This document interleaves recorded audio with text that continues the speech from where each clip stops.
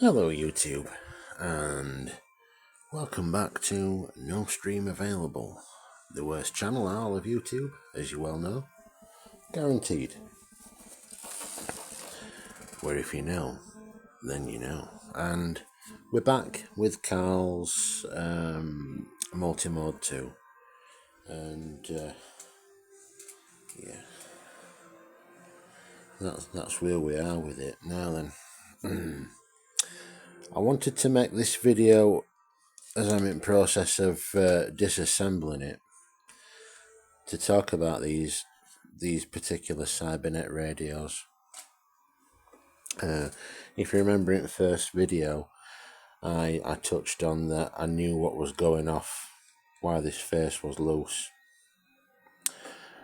and there's a little bit of a problem. I don't know what this plastic is that these things are made from, these faces, but it's probably the worst, most brittle plastic that's ever been used on radios, really. The only thing I can think of that's more brittle than this are those little push buttons on front of the Albrecht or Magnum 257, if you've ever seen one of them.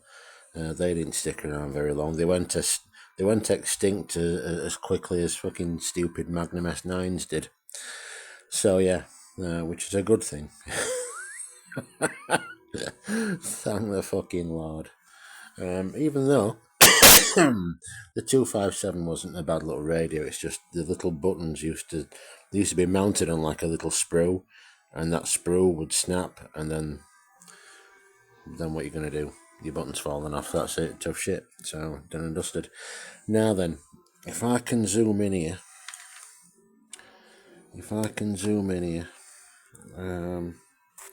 now then, will it focus?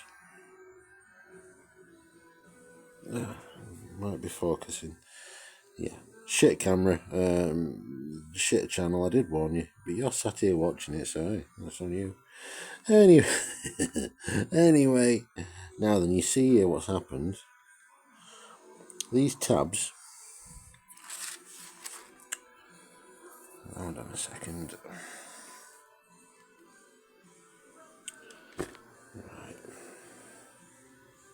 Right, see these tabs? We screw so it holds it onto the chassis.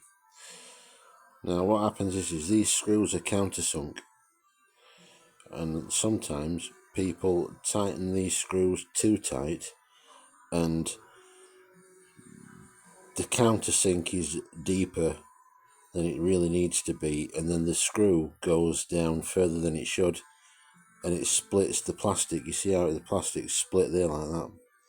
So, and if you go onto this one, that one's doing it, and that one's still intact. But you see the size of the countersink. The countersink is huge, and that's only an M3 countersunk machine screw that's going in there. But you see the countersink is vast, and so the screw forces out against the countersink far too much. So what I will do is bear with me, hold on a sec. Right, get a little screw out of it, stick it in. These are something that you should have.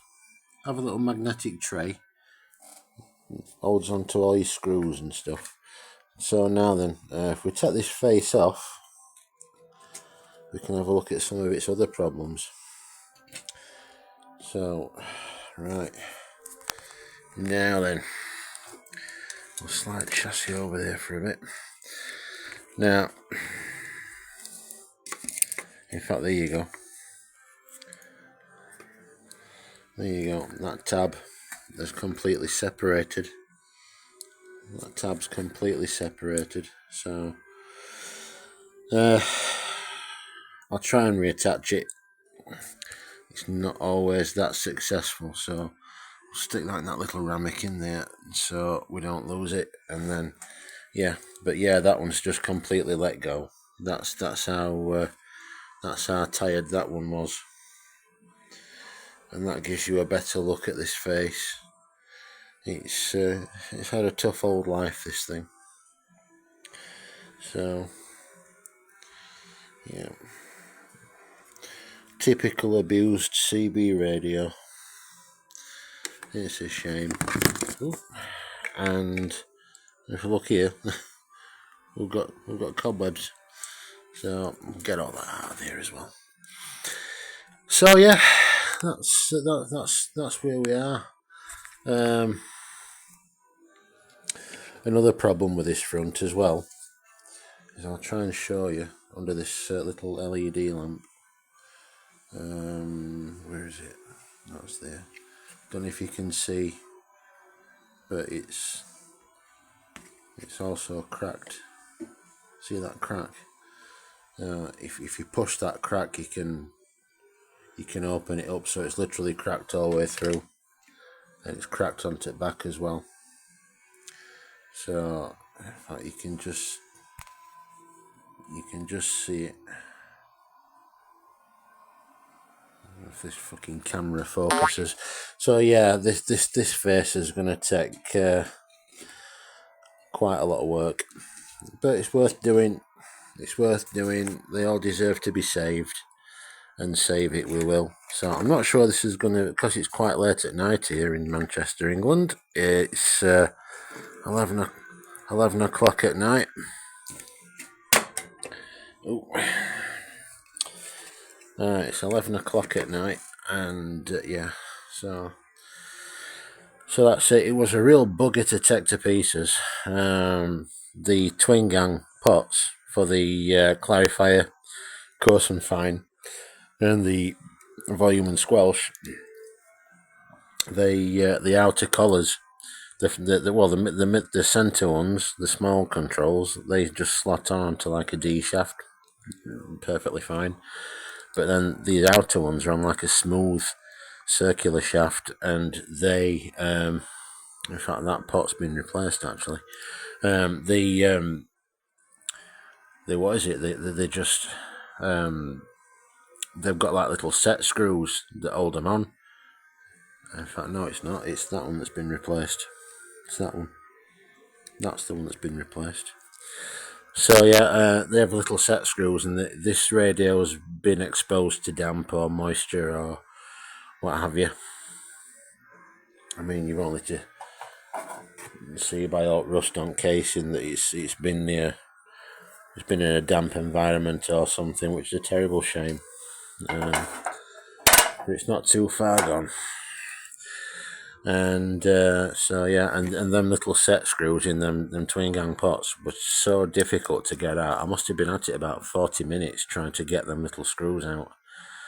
That was an absolute nuisance. It really was. That was a real pain in the ass. That was. So and on bottom at face, look, there you go. You see, there's another tab that's let go.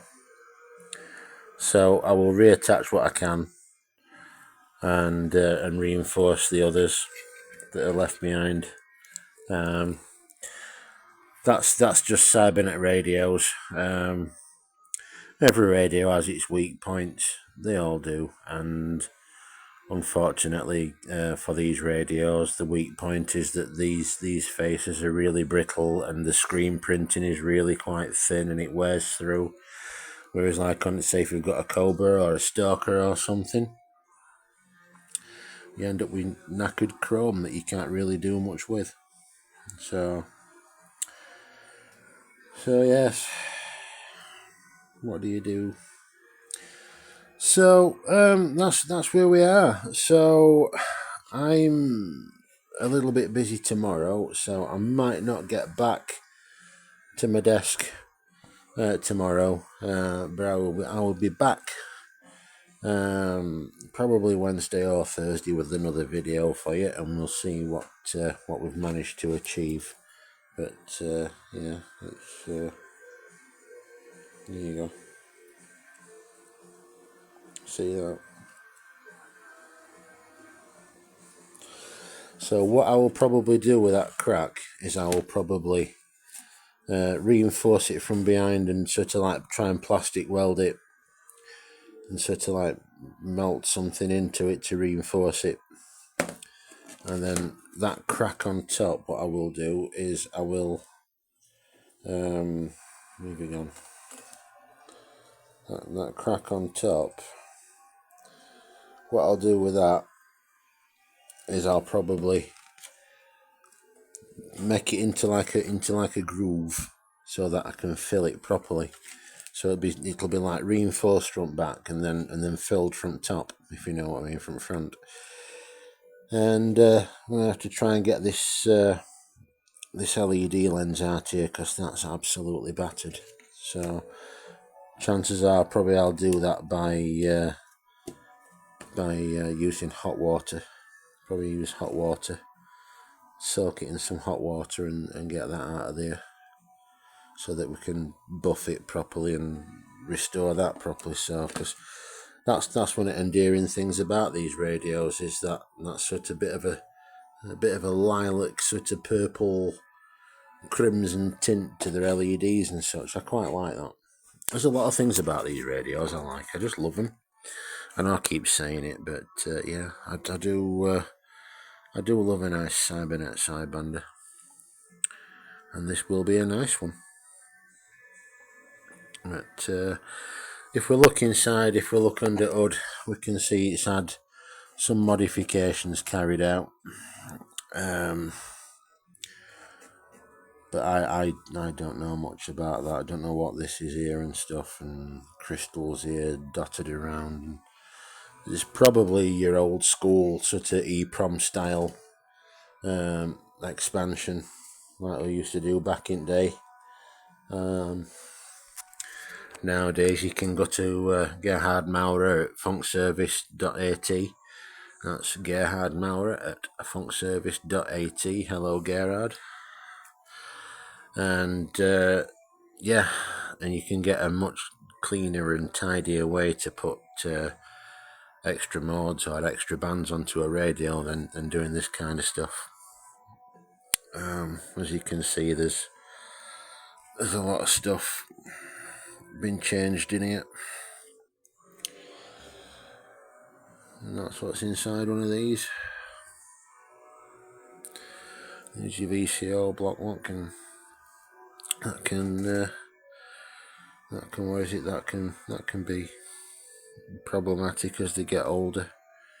But yeah, this is yeah, it's had an hard life, this old puppy. Poor old bugger. What's this here?